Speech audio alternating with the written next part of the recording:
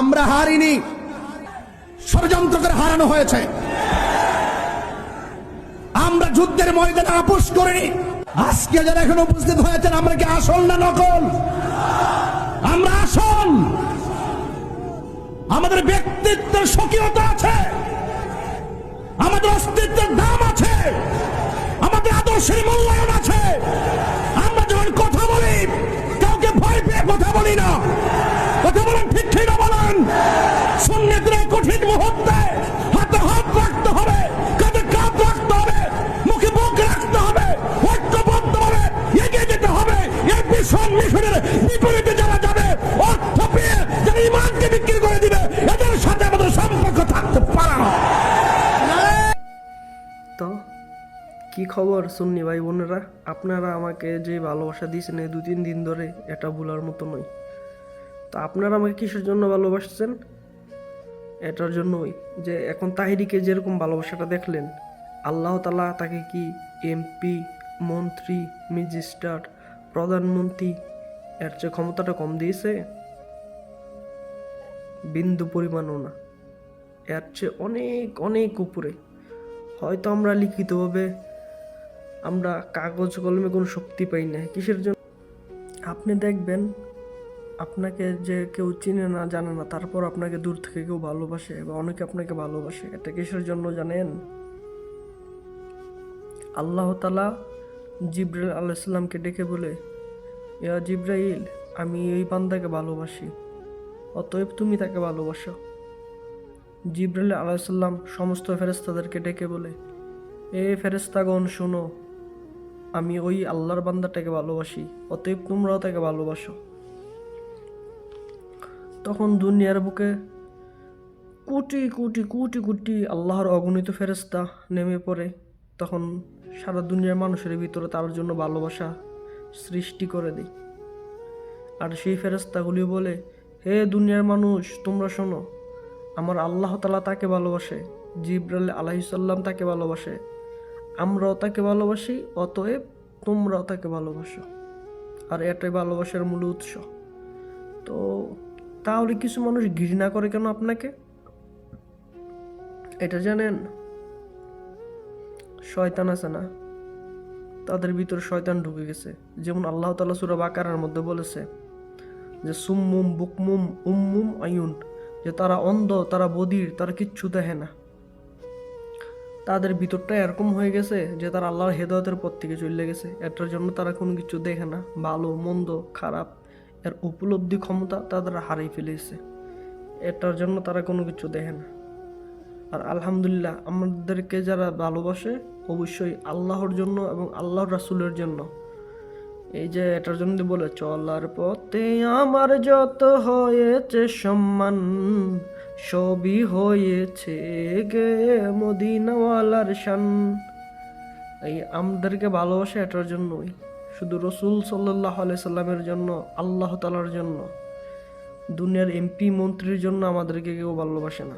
আমরা সুন্নিরা বীরের জাতি, শক্তি দেখাই নাই এটার জন্য।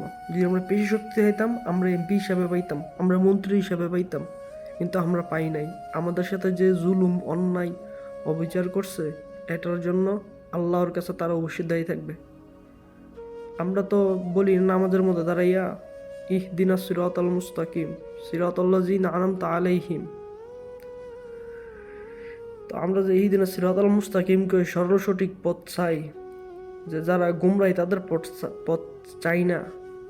তা যারা এইগুলি পড়ার পরও গুমরাহে নিমজ্জিত রয়েছে, মানুষের হক মাইনা নষ্ট করতেছে, তারা কিভাবে ইমানদার হয়?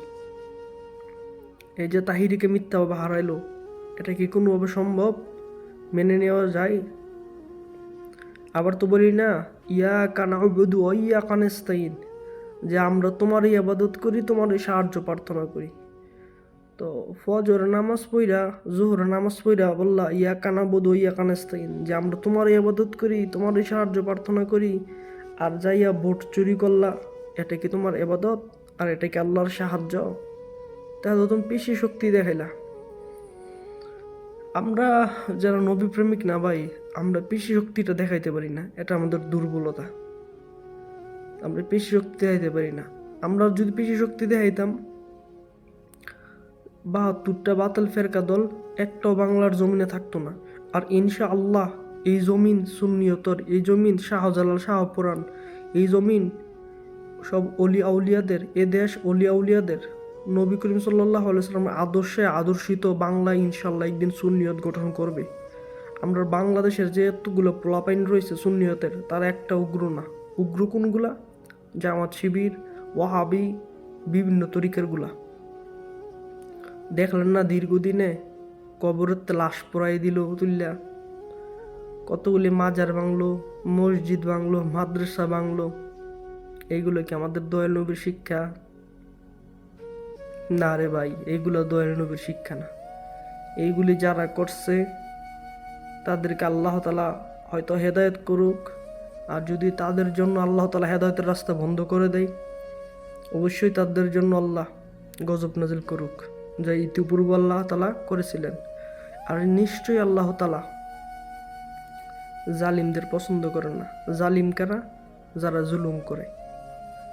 আর একজন জালিম যখন জুলুম করে, আপনার উপর যদি জুলুম করে, আপনি যখন আল্লাহর কাছে দোয়া করবেন, তখন আকাশ এবং পাতালের মধ্যে কোনো বাধা থাকে না, সরাসরি আল্লাহর কাছে পৌঁছে যায়।